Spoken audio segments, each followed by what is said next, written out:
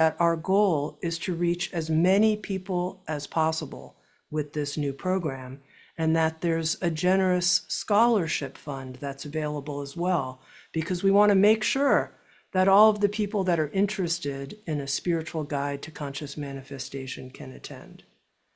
And now it is a true honor to bring forward the renowned author of The Power of Now and a New Earth, Eckhart Tolle. Eckhart, welcome. Thank you, Tammy, and hello to everybody, wherever you are in this present moment.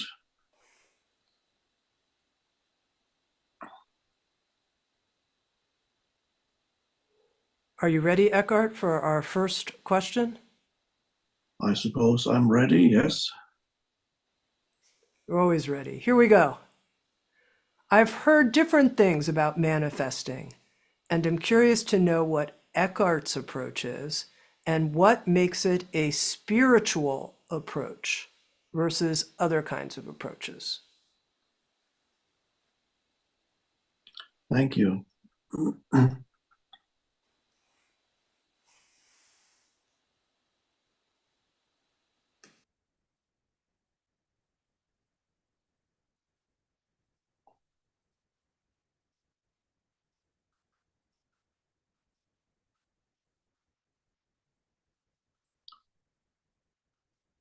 Perhaps the conventional approach to manifestation, we could, before I go into that, we could talk of manifestation, conscious manifestation, and spiritually conscious manifestation. That's a temporary division. Manifestation happens continuously, whether you're aware of it or not. It simply means that there's a correlation between your state of consciousness, which we may also call vibrational frequency, and the way in which you experience reality or the world. There's a correlation between your reality, your world, and your state of consciousness. That is undoubtedly true. Now, for most humans are still not aware of that. They believe that the world they find themselves in, their reality, is a totally separate thing from their inner being. So they've been put into this reality. Everybody is born into a particular set of circumstances, and then humans grow up and they become conditioned. In some way, they're already conditioned when they are born, although there is a belief that every baby is a blank slate, but that is not entirely true at all. Every baby already comes into this world with a certain baggage, which in Eastern terminology we could call karma.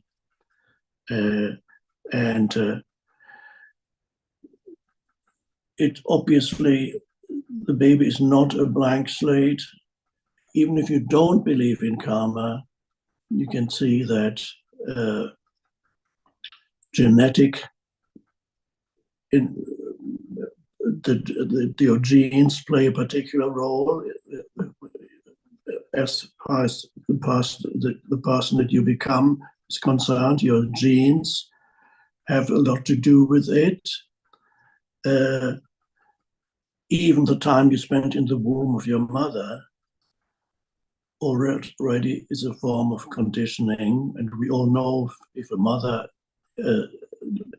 indulges in alcohol, that can negatively affect the life of the fetus and the embryo, and then has negative effects for the rest of his or her life.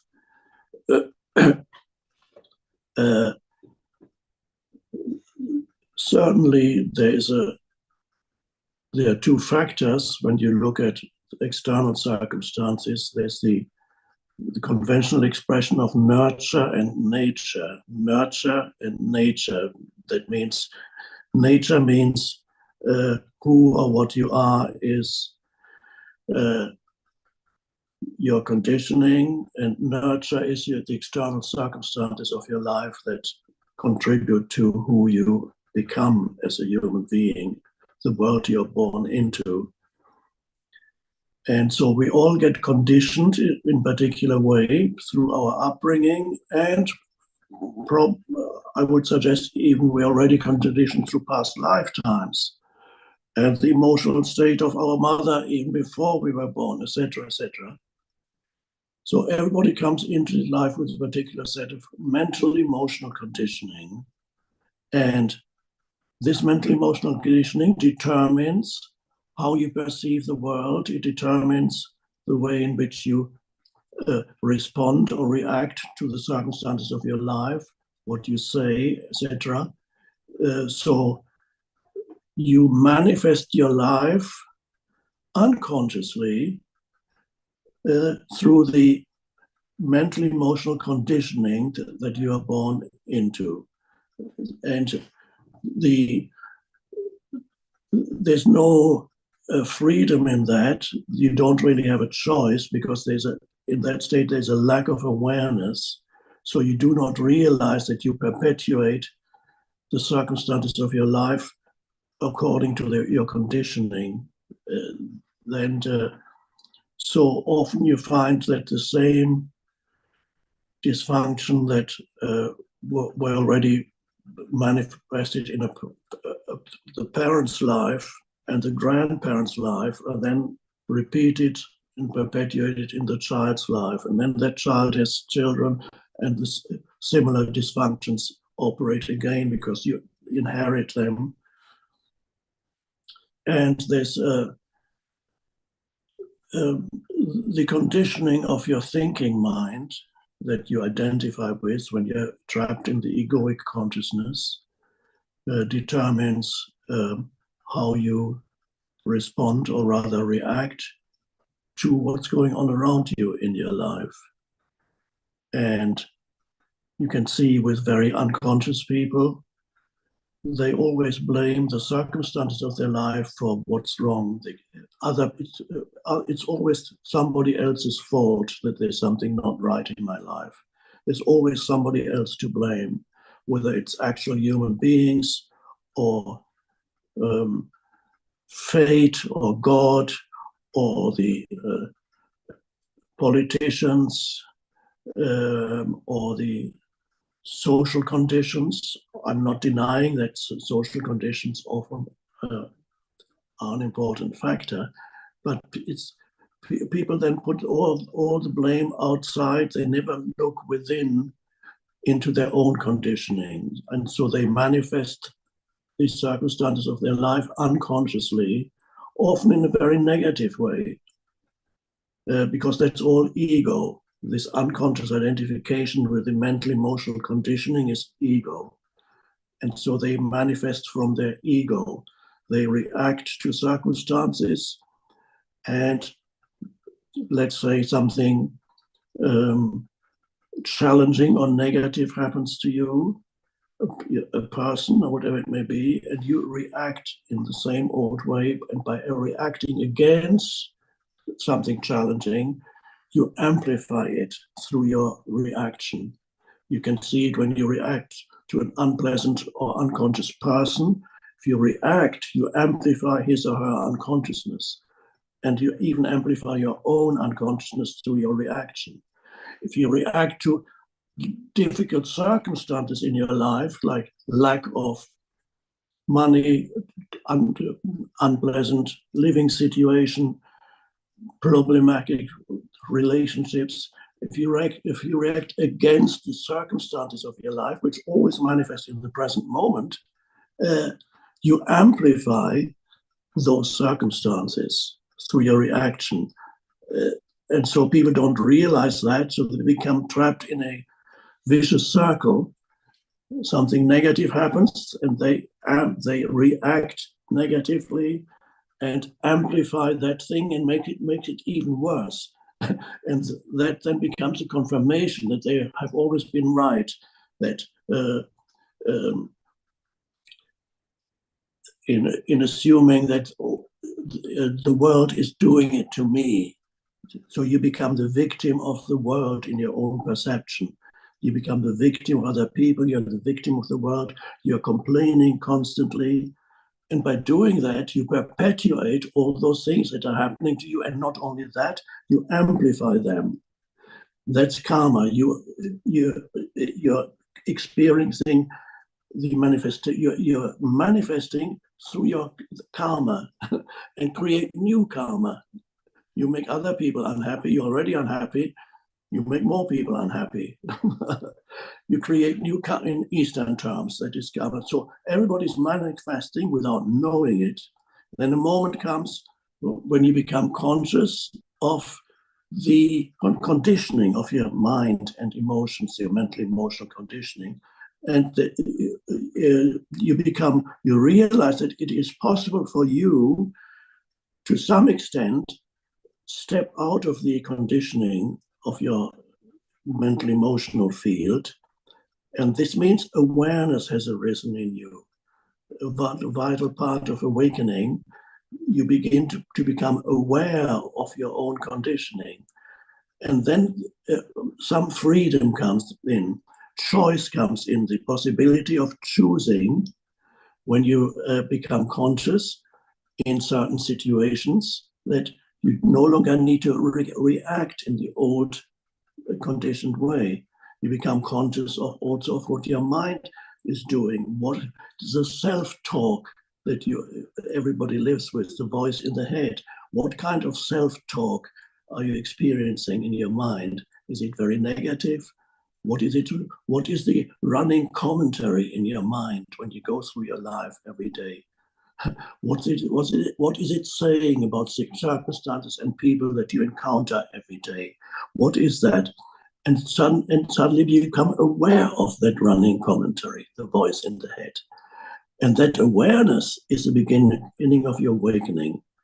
And when that awareness arises, you can begin by changing dysfunctional mind patterns as you discover them.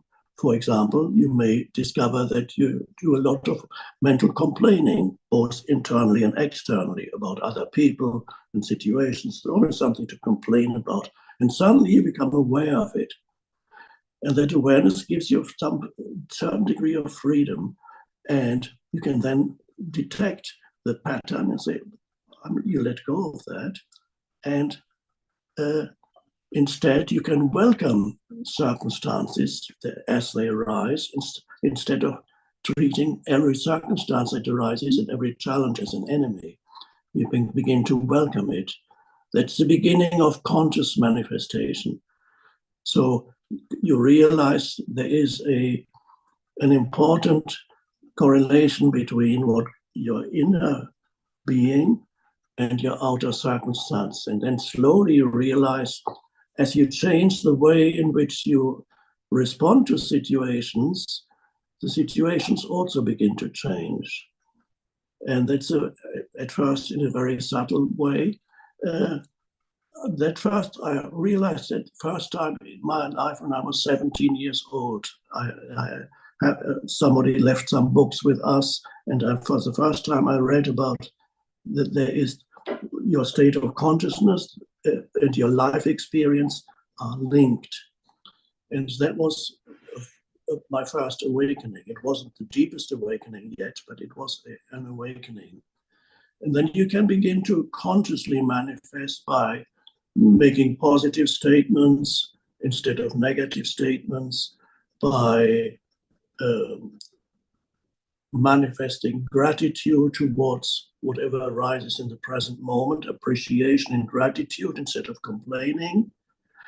And then things actually improve slowly. You notice a definite change. You let go of the patterns of resistance, which are usually linked to the egoic consciousness, and gradually you experience positive change in your life.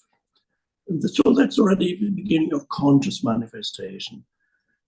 So when you look at conscious manifestation in conventional terms, the assumption is that you realize that you can bring about circumstances, more positive circumstances in your life. And the assumption is that the goal is to that when you can get what you want, and when you get what you want, that will be the fulfillment of your life. The satisfying fulfillment of your life is getting what you want. That's often the assumption behind conventional ways of manifesting. That, however, has certain limitations, because even if you become very good at getting what you want, you will find at some point that even that is not ultimately satisfying.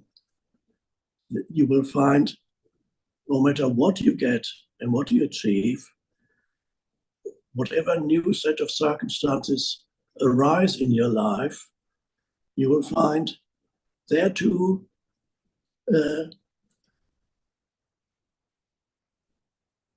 it is not, in the long term, not ultimately fulfilling. There's always still something missing, and often the wonderful thing that you manifested can easily turn around and create suffering again, turn into its opposite.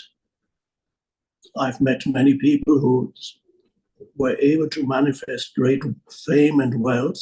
I've met quite a few of those people. And so they were poor, then they manifested. One person I know wrote himself a check, a fictitious bank check with $10 million with his name on, put it in his wallet, and every time he took out his wallet, he saw the check written to himself. He didn't have any money, written to himself, $10 million.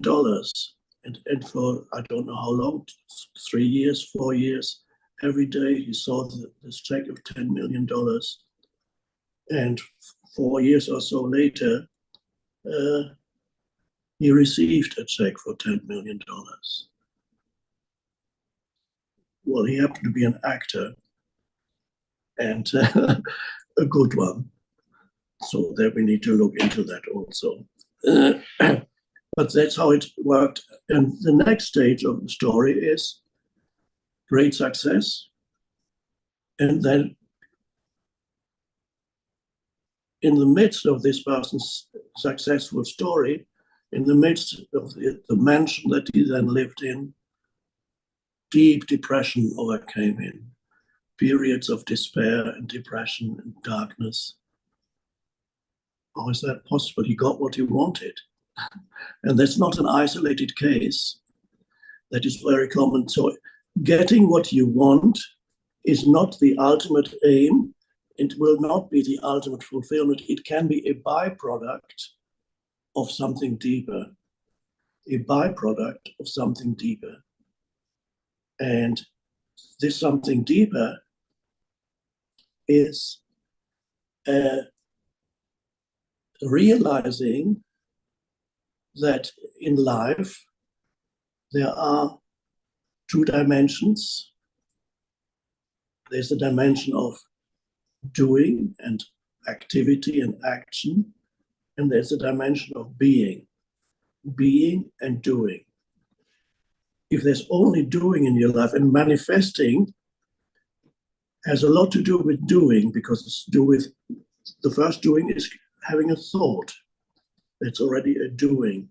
You create a thought, and then the thought, if done rightly, may create an external reality. But it still operates in the realm of doing. That's fine. We need to do here, but we are also here to awaken to a deeper dimension of who we are. We are here to awaken to the dimension of being. And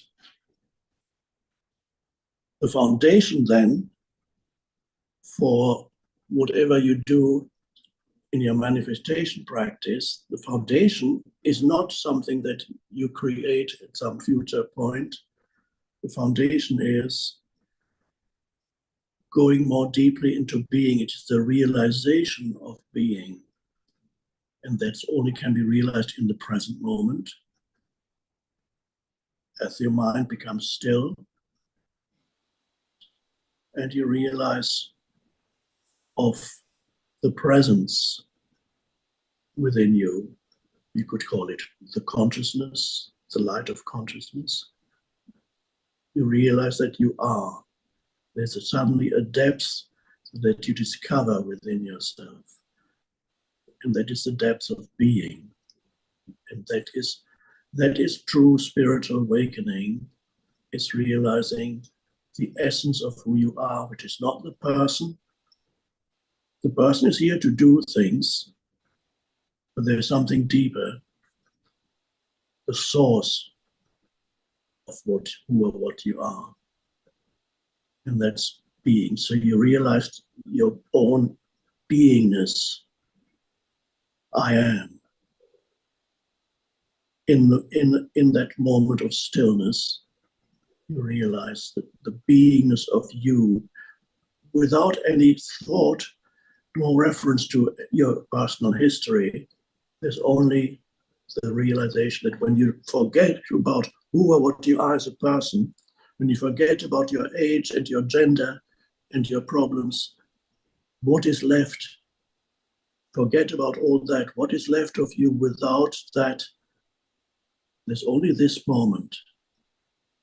And you realize that there's something essential that's left, and that's the sense of beingness, of being. I am. That is the realization of being, and that becomes the foundation for everything. Once you are rooted in that, from there you can manifest, but it is whatever you manifest in your life, it will come from a deeper level, from that realization of being rather than from egoic consciousness. Because the only way to transcend ego is to discover that which is beyond the mental emotional entity that you usually call yourself, that you think you are. The only way to transcending ego is go to that deeper place within yourself. Then that deeper place there's a vast intelligence in that depth of being that is connected to universal intelligence, not your personal intelligence. There's a vast intelligence, and that intelligence can use your mind. It can flow into your mind. And through that, this intelligence can then create and manifest in your life whatever it wishes to create. That in order to bring more goodness, more harmony, more love, more abundance into this world, it can create through you and use your mind. And that is what is spiritual way of manifesting, no longer from ego, but from the deeper level of being. And so that's, one could say that then whatever it is that you create in your life, what you manifest in your life, is always a byproduct of something deeper. It's always, whatever circumstances arise in your life, they are important, but not absolutely important. They are relatively important. And all these things, your health, your financial situation, your relationship, whatever you do for work, activities, they're all important. relatively important, but not absolutely important. But only one thing is absolutely important, and that is your connectedness with being and the realization of being, to be rooted in that deeper level of who you are. And so the ability to manifest even is not the ultimate spiritual realization. It is a lovely thing, and for many people it's an important thing in here, as because you live in two dimensions. You live in the dimension of this world of doing, of activity, thinking, doing, but you are also connected to the transcendent dimension, that spirit, the spiritual dimension.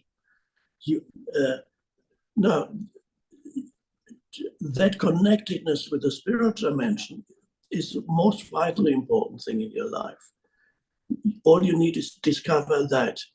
Then, if you have enough time, then from there you can manifest. I'm saying if you have enough time, because it could be that you discover that dimension when you're 80 years old, or maybe you are very ill and you discover it just a month before you die. There's not much time to manifest anything externally. It's no longer necessary for you in those circumstances. But the most vital thing, however, has already happened. It's the realization of being. So manifestation is important, but not absolutely important. They go together, the being and the doing. But the rootedness in being is the foundation for spiritual manifestation. So always go back to being. So whenever you begin to use affirmations or visualizations of what you want in your life, go into stillness first. Connect with that, the depth of stillness within yourself. Become aware of yourself as the being rather than the person, the presence, here and now. So all power resides in the present moment, because that is, you access the power of the present moment. From there, you can manifest. And that we could call spiritual manifestation. And what it is that you want to manifest from that level also will no longer be egoically motivated. It comes from a deeper place.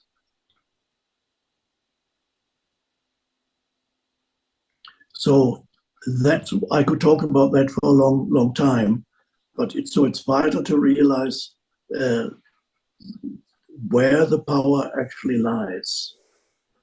The power lies in the presence, in the present moment. The point of power is always in the present moment, but the present moment is ultimately the essence of who or what you are. And so that's the most vital thing in your life, is that realization. And then from that then changes the entire frequency, the vibrational frequency of your entire being changes. And even if you never used any affirmation, you would still manifest certain life situations and circumstances around you because of your vibrational frequency. Even if you did not have, if you did not have any desire to manifest anything in particular, you would still manifest a reality around you that corresponds in whatever way to the vibrational frequency of your being. So you're always manifesting, even if you're not really interested in manifesting. The vibrational frequency of your being will still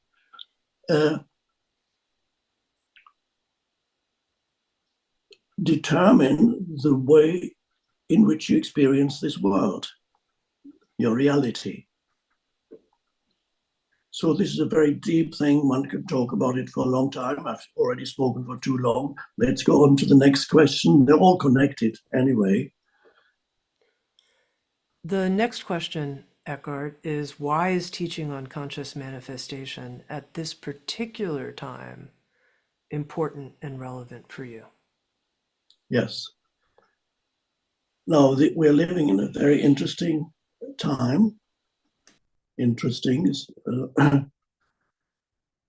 we are moving into a time of collectively of, I would say, turmoil, perhaps even chaos. There is always in the world, on every level, there's always the play between order and chaos. There are periods of dissolution, things breaking apart, and there are periods of time when things come together again. So one could say, well, isn't this a particularly difficult time if you want to manifest something growing, something new coming into this world, but the collective around you is manifesting dissolution and chaos and decay? Well, it's doubly important in these circumstances to pay particular attention to the what I just called the vibrational frequency of your being, because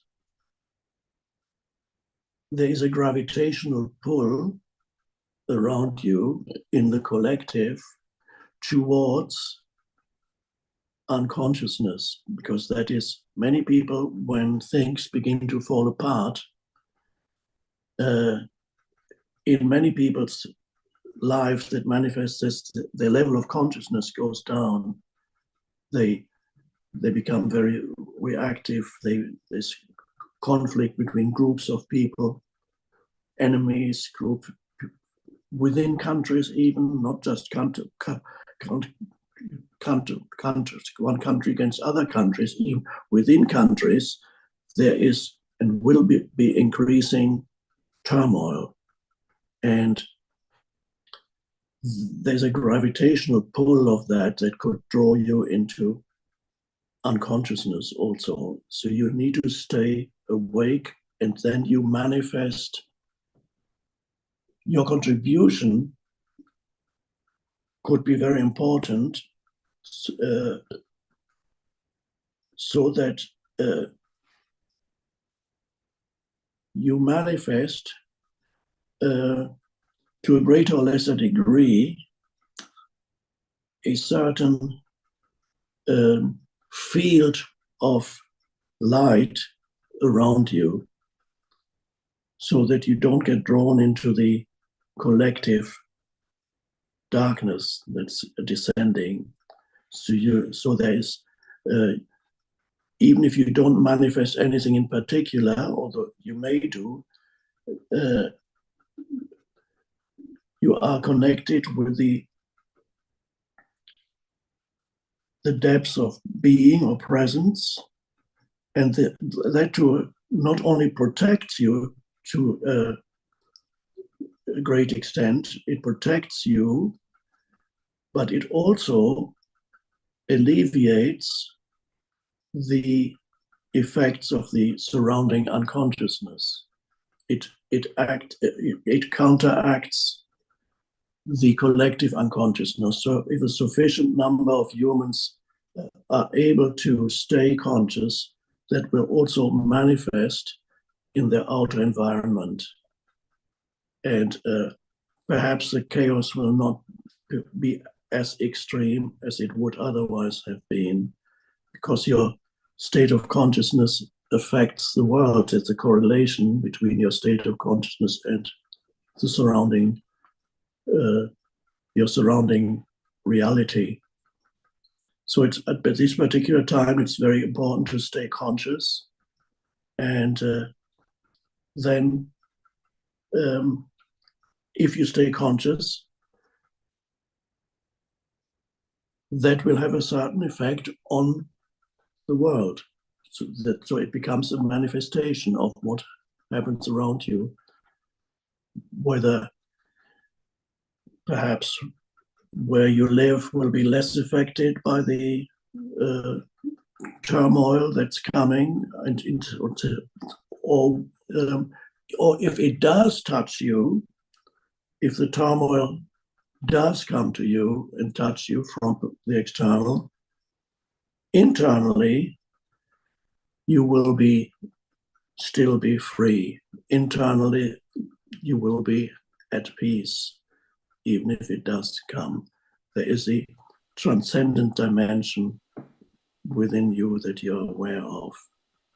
And nobody can predict how or to what degree the turmoil in this world will affect you.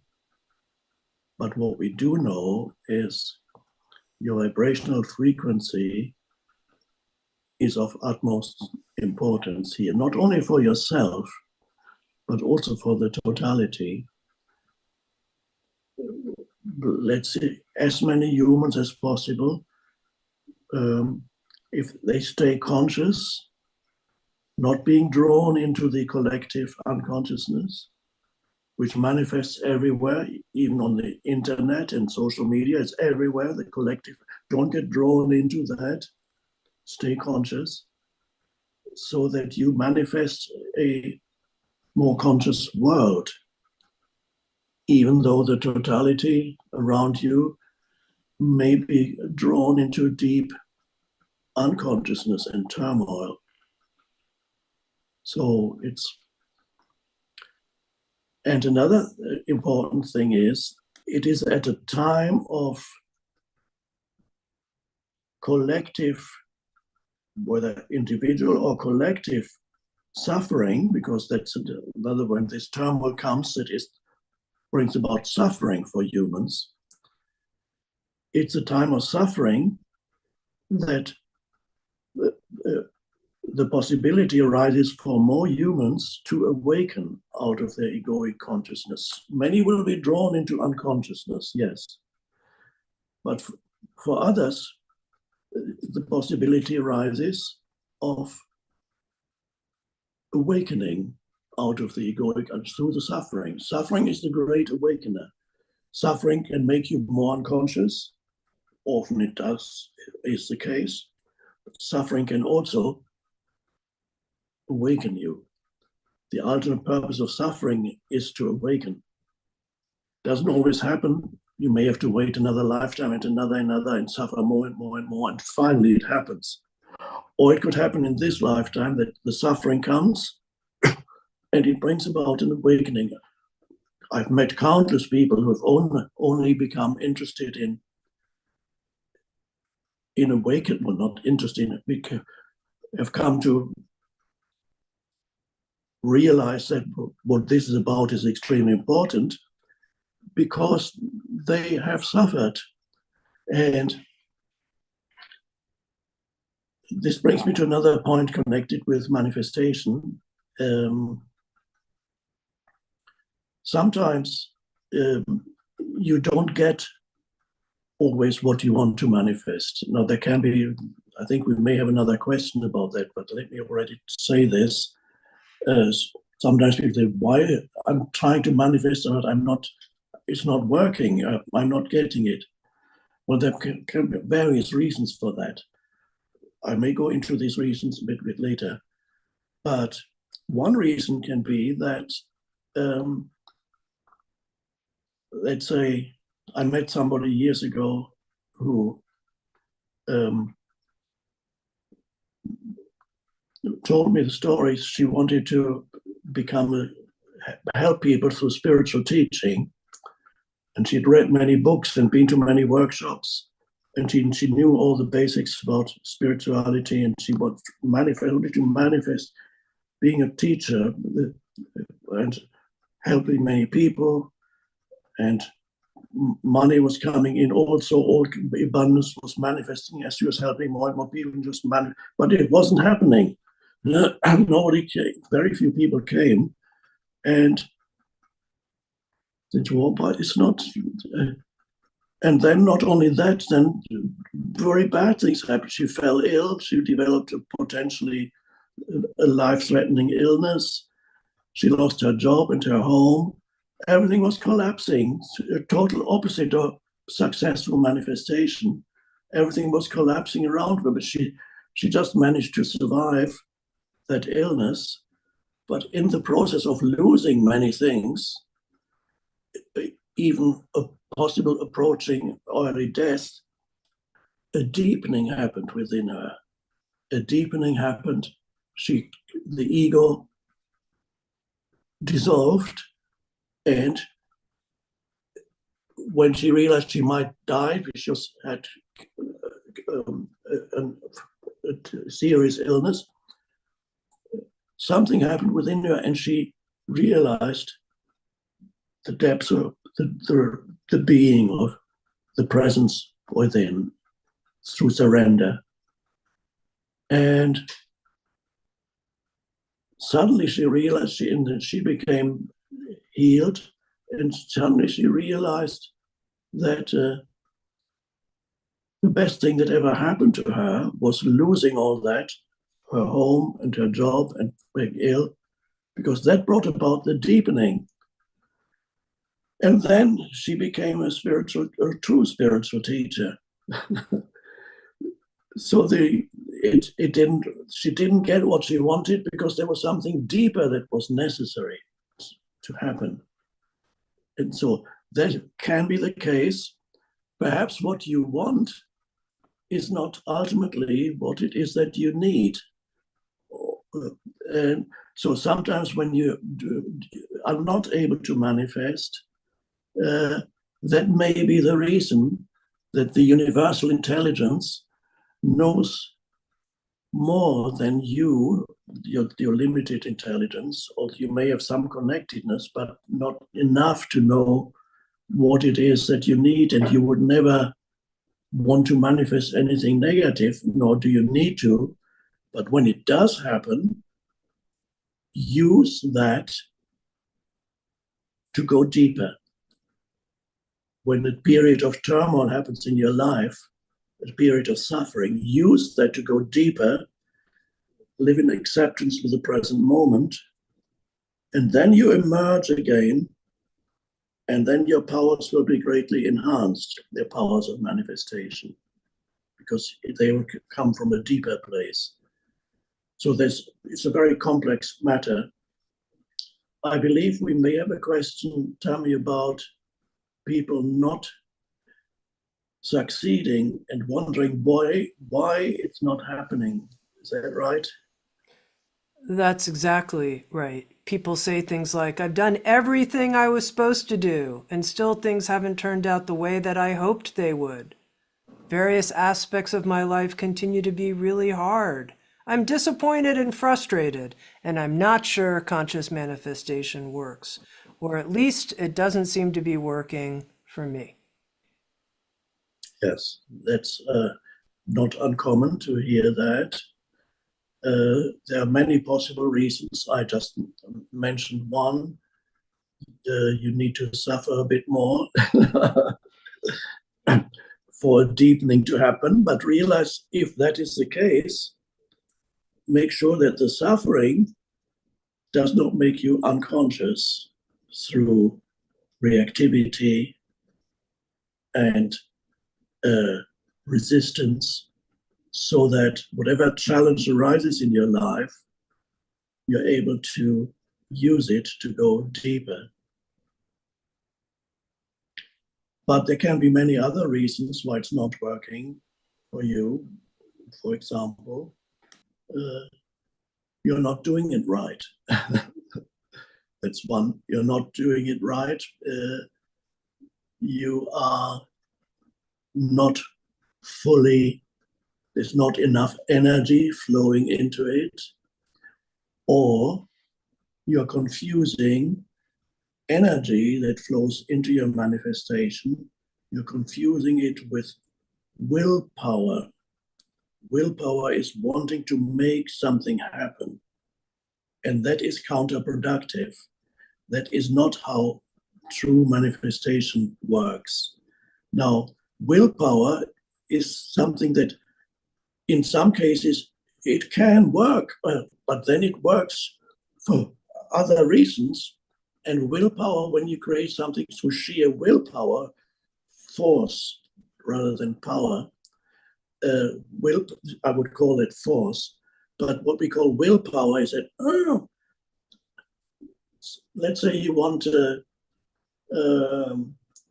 abundance in your life. I'm going to make it happen.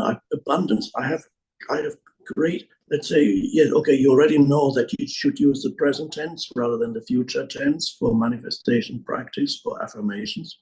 Never the future tense. Okay. By the way, if you ever use the future tense, I am going to be successful in this. I'm going to be healthy. I'm going to be living in a nice place. Whatever it is, that never works because you put it into the future, then it remains in the future. Every affirmation needs to be in the present tense. As Jesus already said, when you ask for something, when you pray for something, believe that you have received it and it will be yours. Believe that you have received it, he said, and it will be yours, which means he did not say, believe that you will receive it. Jesus said, believe that you have received it. So that's the little secret for manifestation, is to feel that it is already a reality in your life. You visualize it but that feeling of fullness comes from the depths of being. So whatever it is that you want to manifest externally, the feeling of already having it comes from the connectedness with being, because being is the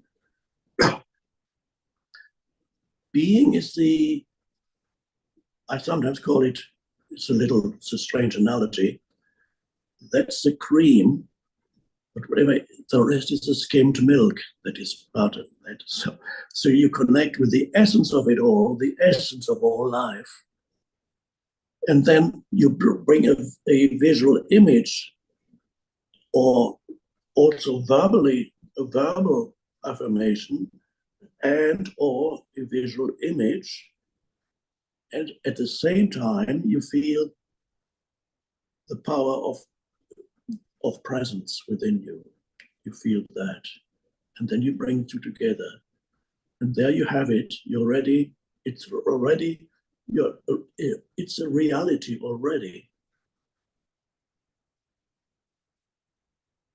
And so you're manifesting from the fullness of being, not wanting something to happen, pushing and wanting. No, you are not doing it. You're simply putting it out so that the universal intelligence can bring it about. It's not, you are not doing it. So willpower could be an obstacle if you think you need willpower. That's not it. In fact, you need, intensity. Energy. There is an energy behind your manifestation practice, but it's not willpower. There's no force. It's a relaxed energy that flows, and you feel the fullness of being is a lovely expression. Jesus, by the way, also used that expression. He said, I want you to have the fullness of life, the fullness of being. In some translations of the New Testament, it's translated as abundant life. I want you to have abundant life. I want you to have the fullness of life, he said. And another thing, he was a master of manifestation, but he said,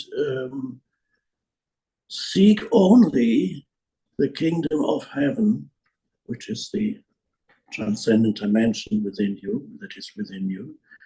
And all the things that you need will be added onto you. Added on. This is exactly what I said a little earlier. Whatever it is, anything that you manifest is a byproduct of something deeper. It's not the ultimate thing. It's a byproduct of something deeper. So Jesus called it, seek only the kingdom of heaven, and all else will be added unto you. It's very profound. And then you can also have a playful attitude towards manifestation rather than a desperate need to make something happen. If you have a desperate need to make something happen, there's already you're already sabotaging yourself through that. Manifestation needs to happen out of the fullness of being, it rather than a sense of lack, the sense of neediness. That doesn't really work very well. Through sheer hard work and determination, yes, you could still achieve things, but you'll be very unhappy doing it. The action won't make you happy, and the end result won't make you happy. So that's not where we want to go. What is the point in achieving anything if on your way towards achieving it, you're in a continuous state of stress, and when you achieved it, it doesn't make you happy. You still feel there's something missing. So there's no point in any activity or endeavor if it induces stress within yourself. Any stress that arises while you're engaged in any activity is counterproductive. You would be sabotaging your manifestation practice through stress. The moment stress arises, you're sabotaging yourself. You're making yourself unhappy, and everybody around you too. It's horrible. And there are many people who conduct their whole life like that, continuously in a state of stress. And nothing to do with true manifestation practice.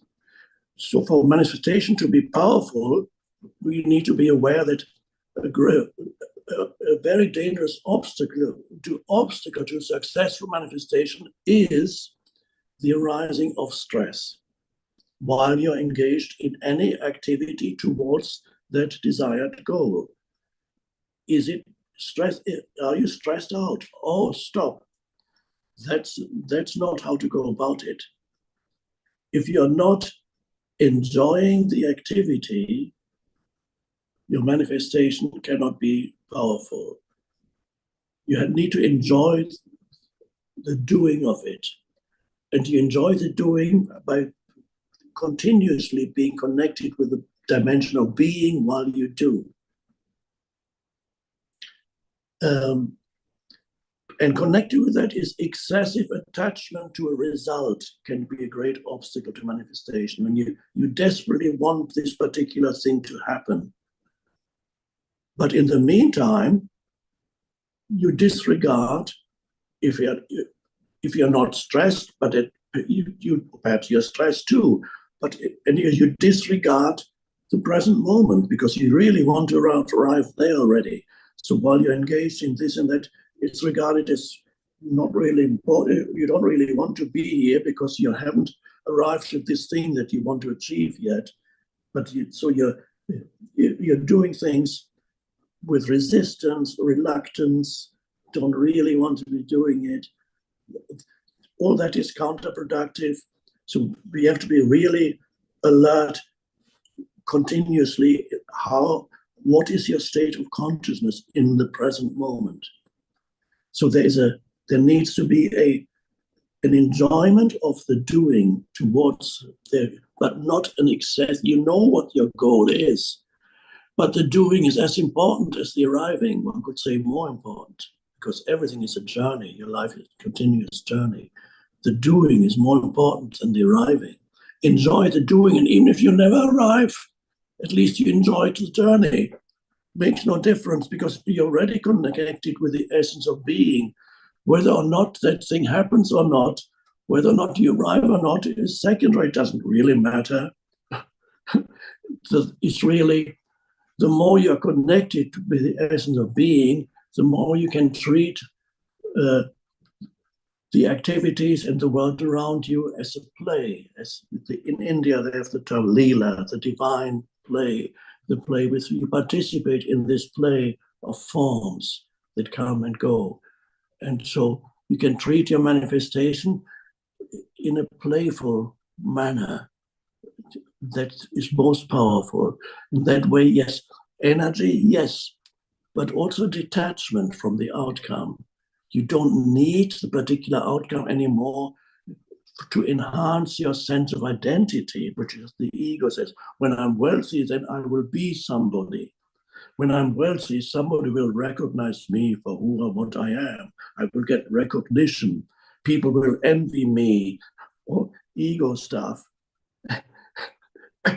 And so that is, all these things are unhelpful and counterproductive. If you're looking for an identity in some particular outcome, it's not going to work because nothing can give you, nothing external, and no achievement or possession can actually show you your true identity. Your true identity is inseparable from the present moment, has nothing to do with any circumstances in your life. You have to become still, present, go within, and realize the beingness of you. You are. Ah. The rest is just the play of form. Einstein said, I want to know the mind of God. The rest is details. To me, what that means is Einstein had a strong mystical part to him.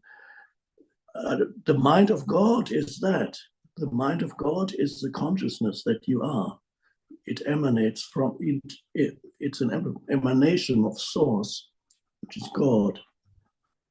So the rest is just detail to well, whatever you manifest is the details. It's fine. And adding on to, as Jesus said, and adding on to. So all these, not realizing that, they can all be obstacles in your manifestation practice and prevent you from manifesting. So especially remember stress, etc., excessive attachment to outcome. Another reason why manifestation may not be working for you is time scale. Some things come very quickly. They can come in a matter of a day or two. Some things take weeks or months. In some depends what your manifestation is. In some cases, it can take years, 3, 4 years, and suddenly it's there, depending what it is. So also give it enough time. Do not, another thing, obsessively engaging in manifestation practices also is not helpful. Don't overdo it. There's a time when you do it and then you let go of it and just come back in the present moment. Do it and then you let go. There may be a time period when you practice intensively and then for a little while, for a few days or a week or 2 or 3, you leave it, except perhaps for little practices at the end of beginning and end of each day. So not overdoing it. Intensity, yes, but not obsessively engaging in it. Another reason why it may not be working for you is, well, let's put it bluntly, you have a stupid goal, a totally unrealistic goal that you want to achieve. Of course, miracles are possible. Miracles do happen in this world. There's no doubt what we call miracles. However, there is such a thing as a totally unrealistic goal. And you need to know that. I could give countless examples. Let's say, let's say,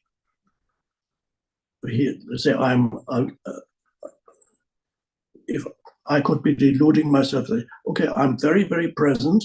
I can feel that presence, and it's great, which means, okay, I'm going to become a great golf player. I'm going to play golf now, and I'm going to succeed because the presence is manifesting through me, and I become the greatest, one of the greatest players of golf in the world. And then you start. Now the question is, are you practicing? How long have you been playing? How old are you? The body has something to do with it too. Are you enjoying it? Or do you just have this idea of you as the greatest golf player, but you're not even totally enjoying it? This could be anything. Golf could be substituted golf for anything. Are you practicing every day for 5 hours so that the vehicle is ready for presence to flow into it and use it? If the vehicle is not ready, presence cannot flow into it and use it, no matter how much time you spend with your manifestation practice. Is the vehicle ready? Could be anything. I want to be a great musician.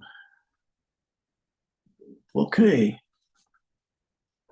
Are you good at it? Well, you may not be good at it right now. That doesn't necessarily mean you cannot be a good musician, but do you enjoy playing? Yes. Do you play every day? Yes, I play every day for 15 minutes and I like it. Okay. The vehicle cannot be ready for presence to flow into it, empower it. You have to, a good musician practices every day for hours. But the question is, are you enjoying it? If you're not enjoying it, why do it? Are you only thinking of the desired outcome? When I reach this outcome, then I will enjoy it. This is not uncommon for dysfunctional thinking. You're not enjoying the journey towards it, but when you get it, then you'll be happy, you tell yourself. That brings me to an important point that's connected with that. You may have heard the impression, I think the impression is deferred gratification. So that's postponed satisfaction, postponed gratification, which usually what it means is here's one person who is indulging in sensory pleasures and enjoying drinking and watching Netflix and hanging around and not hanging around with friends, whatever, just not pursuing any, and there's next door, there's another person, let's say it's a young man or woman, there's another person who is wants to become go to university and study to become this or that, works every day, studies. So one person is continuous sensory gratification every moment in conventional terms.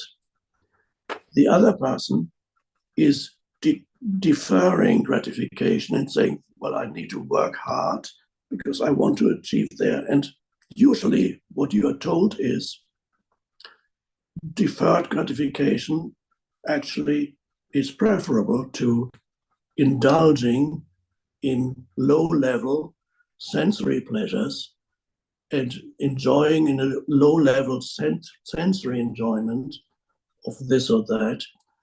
So for a successful life, you're usually told you need to be practicing deferred gratification, postponed gratification, or fulfillment. On the surface, this is very true, but I would suggest it's not the whole truth. It's also dangerous because if you continuously defer gratification, which means defer gratification, you're not gratified in the moment, but you're hoping that you will be when you achieve your goal. But after practicing deferred gratification, postponed gratification for several years, it becomes a mind pattern within you. And even when you reach your goal, you won't be gratified because the mind pattern is you're always doing, because then there's a next goal that you need to achieve. It's not enough. Now is the next one. So you're continuously deferring gratification, never finding gratification. So what you need to let go of inner resistance to what you're doing in the present moment so that you can enjoy the doing of it. Be aware of your inner state while you're engaged in your activity towards a particular goal, yes, but why not enjoy the doing while you're doing it instead of waking, hoping that the enjoyment will come when you finally achieve your goal? Because it's most likely that the enjoyment will not last very long at all. So that's part of successful activity is, yes, I would not say delay gratification, no, learn how to be gratified, so to speak, in the present moment while engaged in the activity. So let's go back for a moment to unrealistic goals. You need to make sure that you enjoy the journey towards your goal. You also need to enjoy that you take appropriate action so that there's not just the affirmation that you use. There needs to be also appropriate action towards it. Then it becomes much more powerful. At the same time, if there's not appropriate action, it may still work depending what it is, or it may not. It's certainly usually more powerful as action behind it. So again, unrealistic goals are many. Make sure that your goal is not, whatever you want to achieve is not unrealistic. I gave the example of golf playing. I could say almost anything if I can. At my age, there are many things that I can no longer do because of the age of the body.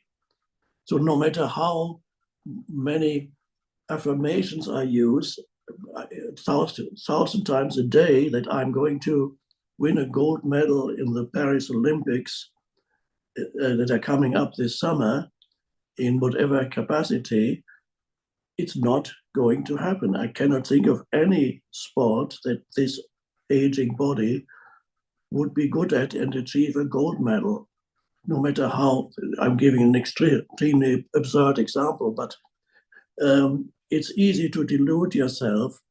There used to be, I haven't watched cable television for a long time, there used to be this thing on television about American Idol, where people would come hoping to become famous. They had a talent. Later, other countries copied it. I think in England it was called Britain Has Got Talent or something like that. And so there be these people, they're all performing, given 2 or 3 minutes to do their performance. And sometimes you would say, some of these people are so deluded about their abilities that it's quite funny. They were so dreadfully bad and they thought they could be the greatest singer in the world, but they were just dreadfully bad. True. Yes, it's quite funny. Discrepancy between why not do something that you're that you might succeed in. Having said that, it's also true that sometimes people who seem very unlikely to be successful in one particular thing to prove to be successful. For example, there was this famous singer, I think Louis Armstrong, yeah, I believe it was his. He had this croaky, deep voice. I can't think of any songs, but he had this. Nobody would have thought that he could be a good singer. I mean, if he had gone to American Idol and done, please, your voice is not suitable to be a singer. But the miraculous thing is, despite the fact that in conventional terms, one would say his voice is not, there was an essence that moved into this voice that otherwise would not have been considered suitable, that was enormously powerful in his songs. So that can happen too. But that's an exceptional case.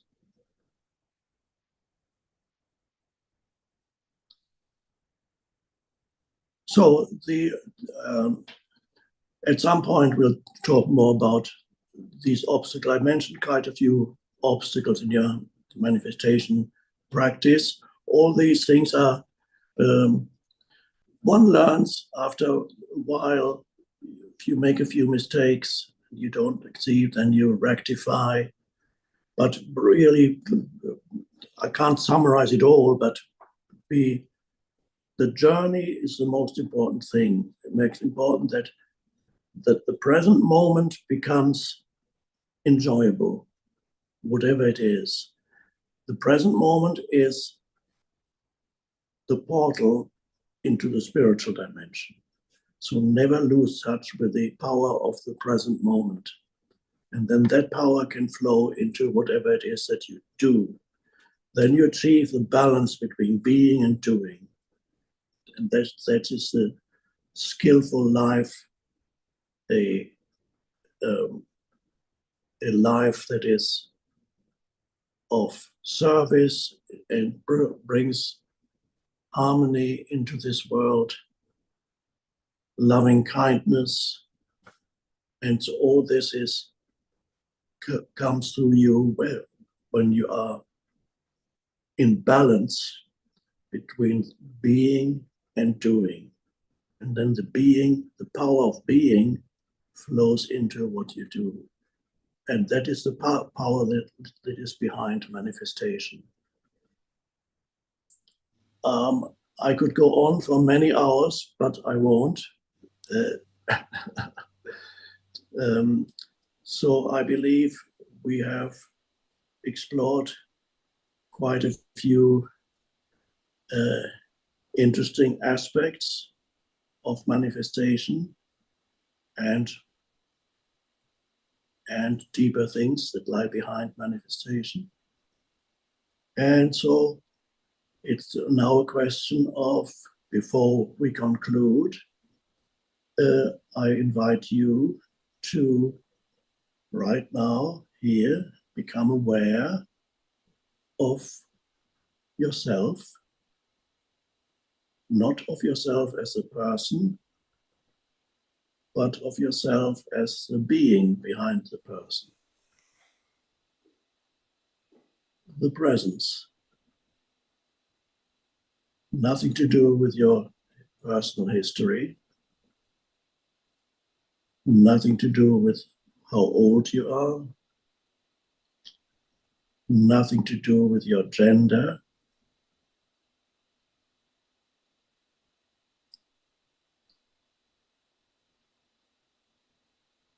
nothing to do with your life history.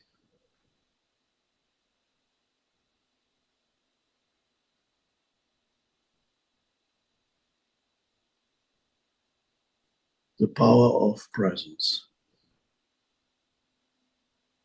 The mind becomes still for a moment, but something remains. You can call it stillness, presence.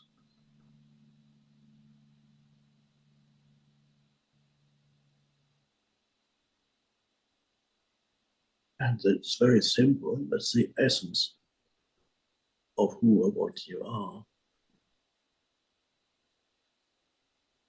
And once you have that, the rest is an adding on to, or as Einstein said, it's details. Or we can use the conventional expression, it's the icing on the cake. That's all.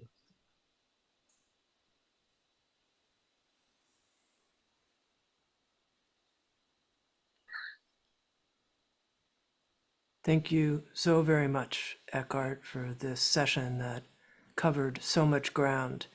And I want to thank everyone for joining us, our studio Zoom room audience, all of you on YouTube and Facebook, and who joined us on the player page. And a special thank you to our friends at Eckhart Teachings. Also, as I mentioned earlier, this session is something of an introduction to the upcoming program, The Spiritual Guide to Conscious Manifestation. It's a 4-month immersion in the practice of conscious manifestation from a spiritual perspective that begins on May 30th with a 4-day online retreat. And you can visit eckharttolle.com for more information and to register. And again, I want to repeat that we have a generous scholarship program available. We want to make sure that all of the people worldwide who are interested in the spiritual guide to conscious manifestation can attend. So please come join us. Once again, Eckhart, thank you so much. And I hope to be with many of you as part of our 4-month online immersion program for Sounds True.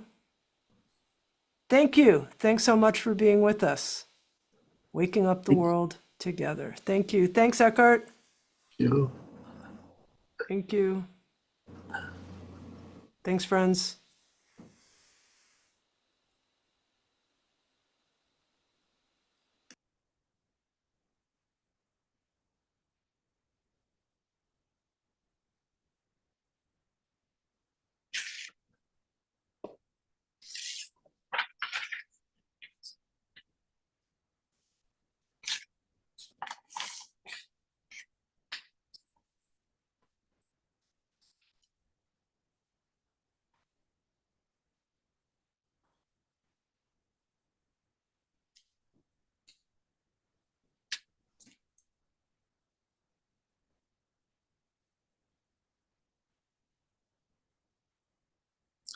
Bye.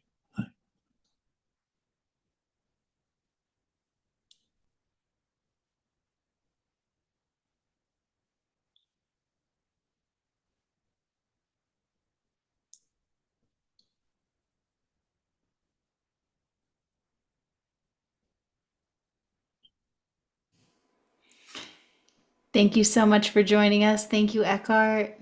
Thank you. Wonderful to be with you all tonight.